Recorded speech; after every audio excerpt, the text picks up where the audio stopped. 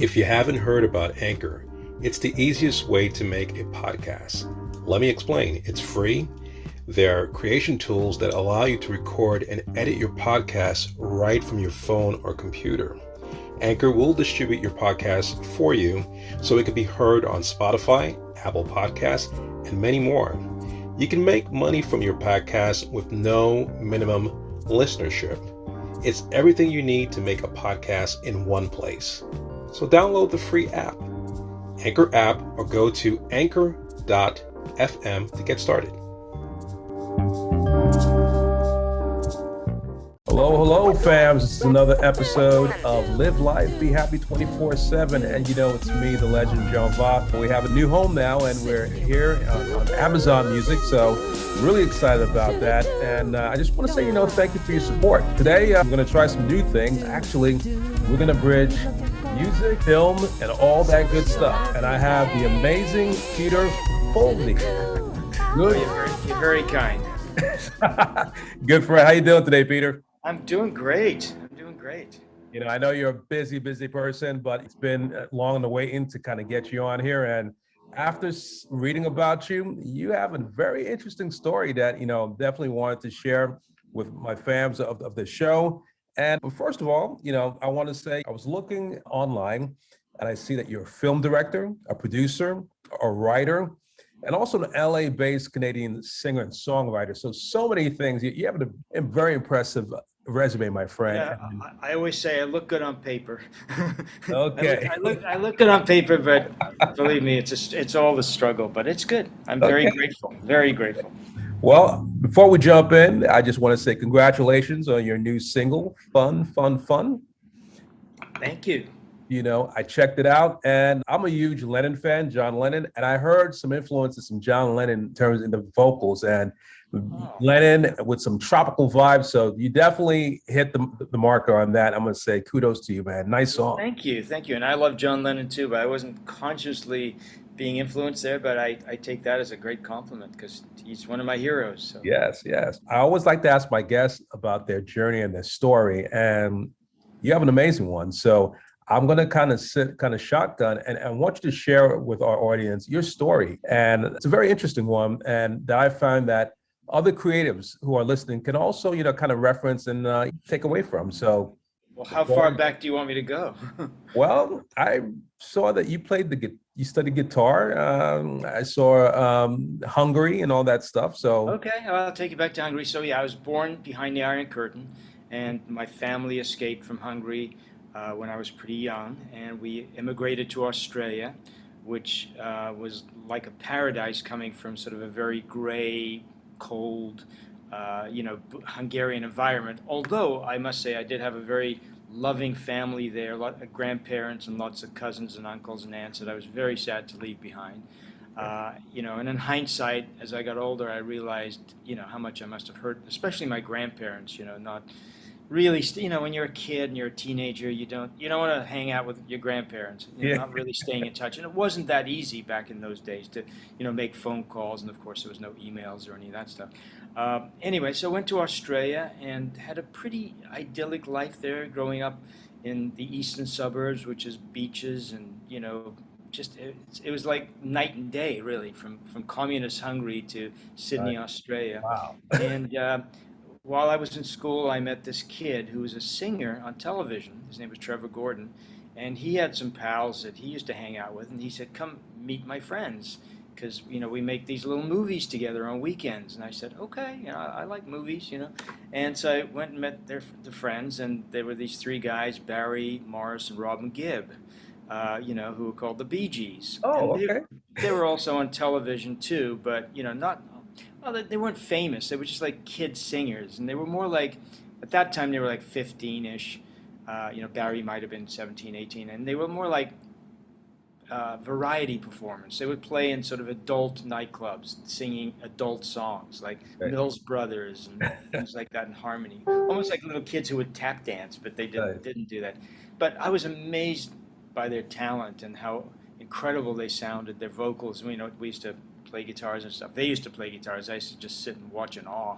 And when they broke into three-part harmony, it's like, oh oh my gosh, these guys are incredible. They're going to be famous. And then not long after that, I hung out with them for a couple of years, and with my friend Trevor, we made some short films and all that kind of stuff. In fact, I'm in the Bee Gees documentary. There's a very quick photo of me with Barry Gibb in the Bee Gees documentary, the most recent one that came out. Anyway, my father decided to move to Canada, which, again, just like leaving Hungary, I didn't want to do, but I was too.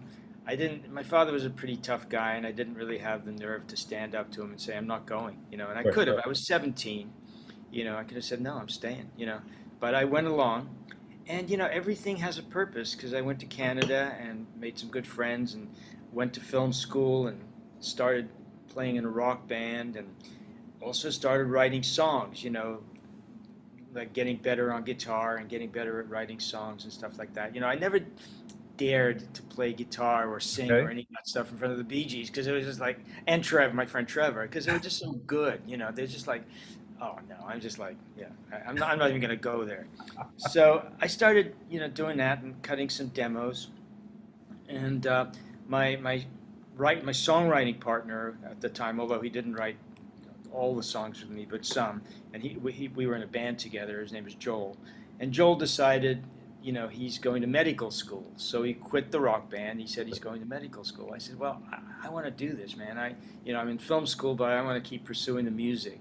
Right. So I wrote some new songs. I made some demos, and I took it to it's a long story of how I got it there, but by luck, I got it into the hands of a very small new label. Okay. And within about 4 days, they signed me to a record deal. Oh, And nice. part of the reason, the song was very commercial, and part of the reason was that Canada had just introduced Canadian content, where the government had to play 25% Canadian music on the radio, Okay. on television. So they needed Canadian artists. They had them, but they wanted stuff that sounded pretty commercial, the stuff for the radio. Having been influenced by the Bee Gees and the Beach Boys and the Beatles and all these people, I had a very commercial song. It was called Bondi Junction. And we recorded the song and a couple of others, and the song came out about 4 or 5 months later, and it went to #1 in Canada. Wow. Like Wow. it was literally on, in those days it was AM radio, so Damn, you yeah, only yeah. heard one type of music, Mhm. like there wasn't, FM radio hadn't even started yet. So, I mean, you could hear me, you could change stations, and, there was a time I changed stations 3 times and I was on every station. It was crazy. Nice, And nice. it was kind of mind blowing, it was kind of like, what is going on? Sadly, I wasn't with my musical partner Joel. I didn't have a band. I was just a solo artist. So really, there was nobody to share that great experience with. But things just started, taking off from there. I went on tour. I, put a little group together. Went on tour. I did TV shows. I was doing interviews like this, and going out to radio station visits, and it just suddenly just like I quit film school, of course, because I couldn't really do both. And Right, how many opportunities like this come along in a lifetime? right. So I had to take it. So I did that, had that great ride. And then a couple of years later, I got signed by Capital EMI, which is a major label, a much Oh, bigger yeah. label. And they were, they had a lot more money. They sent me to LA to record. And, as soon as I got off the plane in LA, I thought, wow, I love it here. It reminded me of Australia. Okay. So I made a couple of records for Capitol, and both of them like charted, like kind of top 10 record. Not Right, as big as Bondi Junction was, but they were both top 10 in Canada, and also got great reviews in the States. They were bubbling under on Billboard charts, and they were nice. hit picks on Cashbox, and so definitely I was getting some traction, but I didn't really understand the music business and how it was all just like now. You need promotion. You need, Yes. the label only does so much. You need to Right. sort of take care of it yourself.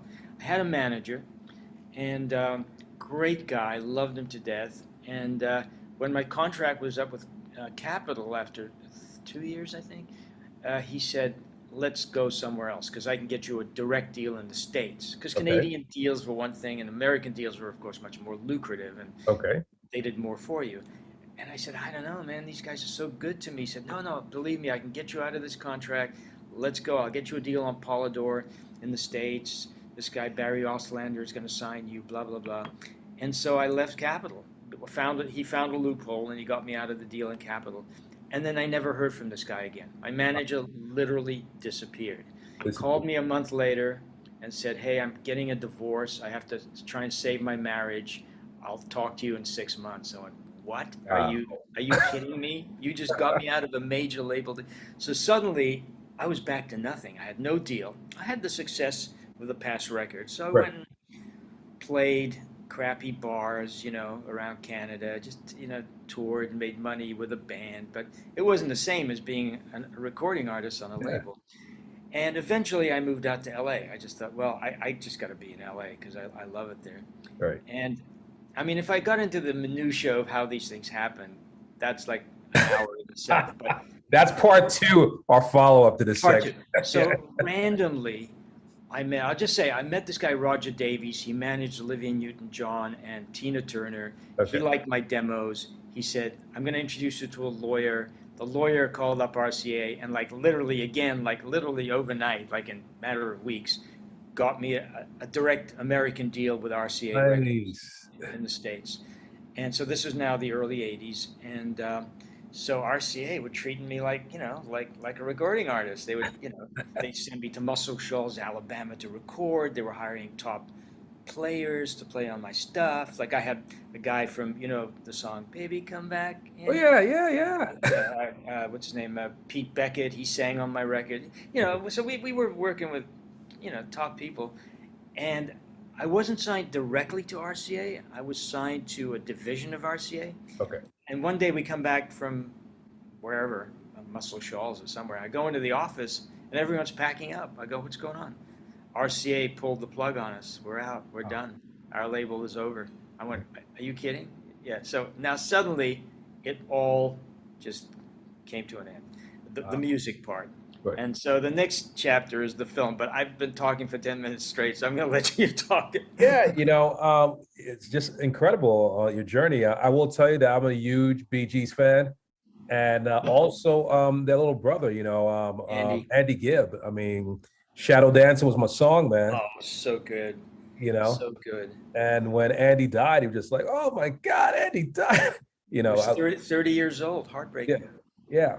And what I found about your story, I mean, and I always like to say this, it's how you followed your passion, which morphed into your dreams, and you never stopped. Every opportunity or roadblock, there was something that, kind of thrusted you through to land those opportunities, and as an artist, someone in entertainment, you succumb many challenges. I know it's going to be part two of what we're going to do next time, but I have to say kudos, because.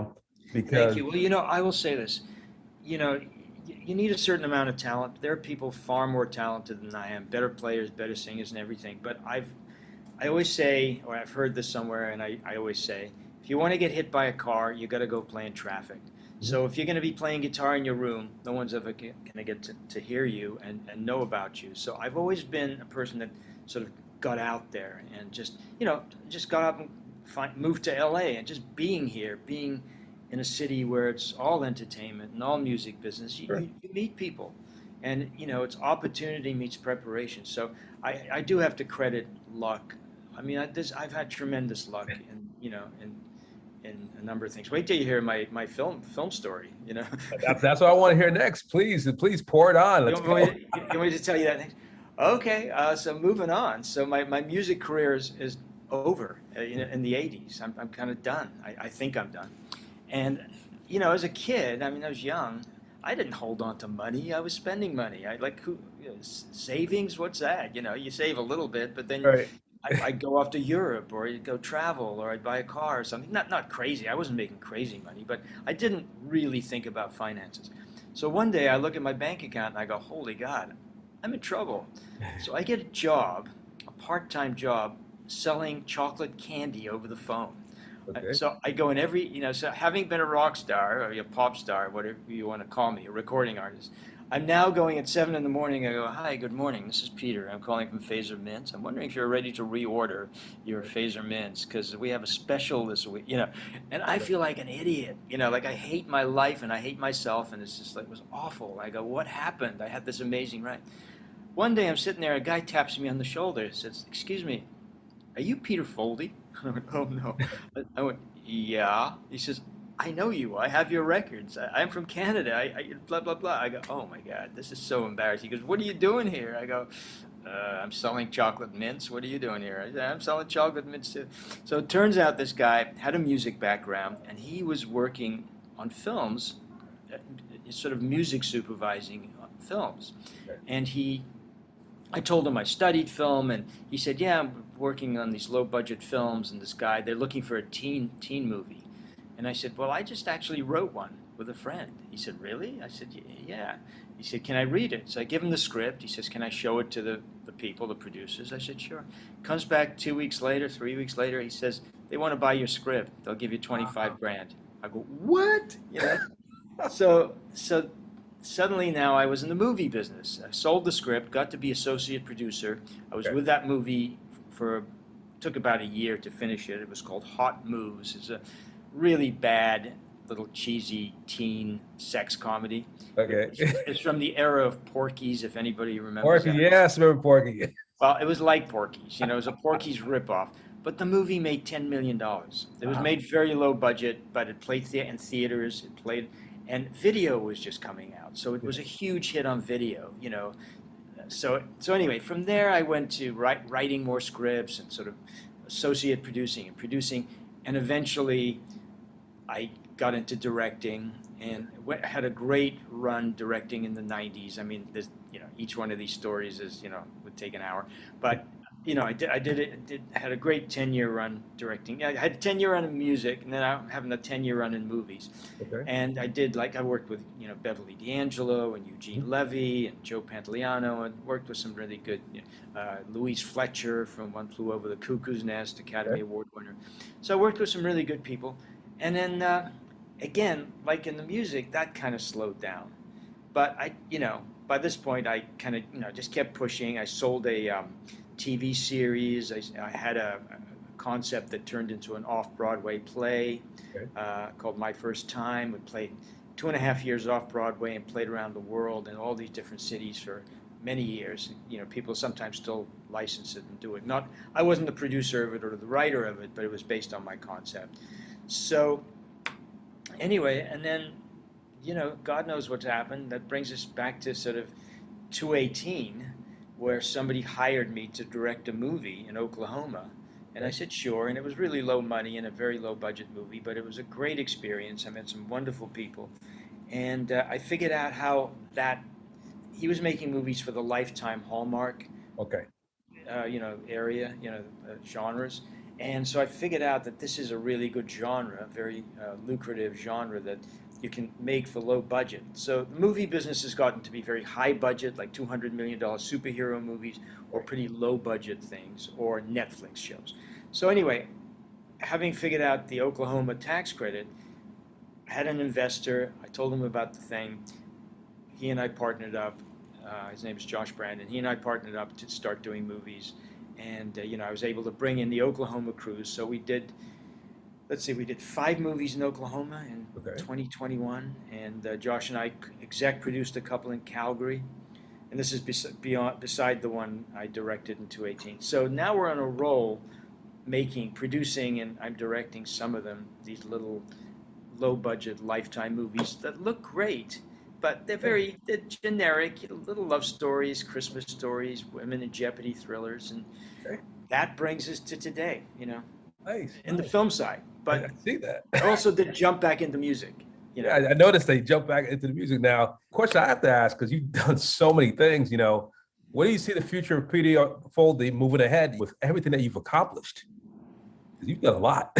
Where do I see the future going, or? What is with what you're doing? I know you're jumping back into music, but you still have the music. So where do you see yourself going forward? Okay, so I definitely see my day job as the film business. Okay. Because the music business, I'm not 20 anymore, or 22. So the music business has gotten very, very complicated. There's no, AM radio. There's no, it's gotten, there's no DVDs. There's no, there's some vinyl for big stars, but there's no record sales. That's kind of out the window. Very hard to get radio play. Spotify has like a gazillion billion artists on there, so everyone's competing to get streamed and listened to. So like the movies, who like the studios are making $200 million movies. It's only the really big stars, the Justin Biebers and the Shawn Mendes and the Taylor Swifts and people like that, who really get the full ride, who get the radio, who get the records, or DVD sales or CD sales, I should say, and get billions of streams on Spotify. It's very hard, it's very hard to sort of, like when I got my first record, Bondi Junction, that was just like sort of out of the box. There was promotion on it, but it was just kind of this thing that could just happen. That would be very, very hard to accomplish now. You need a lot bigger machinery behind you to make something like that happen. So I look at the music business as, music. The movie business is my day job. The music business is kind of my hobby. Okay. I love doing it. I try and make the best records I can, the best tracks that I can, that I enjoy making. And I do have movies that I can put my music into, Right. which is still an area where one can make some reasonably good royalties. When those things play on television, the songwriters, music publishers get music royalties. So it's not like I'm putting it out on Spotify. I've had thousands of streams on Spotify. I've made $100. I mean, there's just no money in it. Right. So it's like a hobby. Some people spend their money fishing and or collecting stamps, and I go in the studio and I cut music, I record music, and I hope for the best. I hope that something good can happen. Like in Canada, where I still have a little bit of traction, I'm doing interviews like this, and I got some stations playing it, but it's not like the full ride that I had back in the day when I was on a major label. Okay. But I am not complaining, because I'm very, very grateful for still being able to do music and having a day job that I love, which is making movies. Nice. Very inspiring. In my journey, I've always was fascinated by soundtrack, and I did had opportunities where, I've had some really interesting folks that I submitted music to. One was Eddie Murphy's Vampire to Brooklyn. Oh, nice. And they heard a song that I wrote called "I Dream About You." But I studied music production and audio engineering, but also being a songwriter, I've always had this ability to just, when I write, I see imagery, so I can kind of put the music to it, and I kind of see what the narrative is. And I was like, recently there was a Netflix show. I can't really say who it is, but they're in like season 2, which I also submitted. And the song that I did called Tides, if you heard of it, it's a beautiful song that I did with Miss June Allison and also a Juilliard violinist. Beautiful. Wow. I'll have to check it out. Tides. And I submitted that. Yeah, it's called Tides, and I submitted that and it's nice, And I'm the type of person, like I said, whatever project it is, I can pretty much, whatever it's music, I'm on it. But like I said, it's a part of me. So when I saw everything about you, I said, I know that Peter has a story there. He's got this story, and I'm like, yeah. And I have another project just coming, which is kind of leaning me towards theatrical stuff. Oh, nice. And well, I'll have to listen to your music, because I'm doing definitely more movies, and I'm always looking for source music. Okay, cool. Now, Yeah. the thing is, we don't pay a lot up front. We're not like the studios that pay $10,000 to license a song. We pay a lot less. But when they get on television, there is residuals and royalties. We can work with you out. I can't say the person that is interested in working with me was involved with Rent, Hairspray. So they're coming from that world of Broadway. And we did, I wrote a song for her. She loved it, and just the other day, she's like, hey, I definitely would like to, work with you and stuff like that. And I'm the type of person, like I said, it's all about the music and the vibe. We're vibing, we're on it, but definitely I would like, like I said, if opportunity, presents itself, definitely like to get down with you and, see, we're going to make it happen. And like I said, we can always work something out. That's the way I see it as, because music is, it's a international language. Oh, for sure. Which brings us together, and we connect, and people fail to realize that we're all in this together, and it's that connection on an emotional level. I said, before I start working with somebody, I got to get to know you, because we're going to infuse ourselves into making some magic. Absolutely. And music is like, it can soothe you, it can calm you, it can get you excited. Music is amazing, and yeah.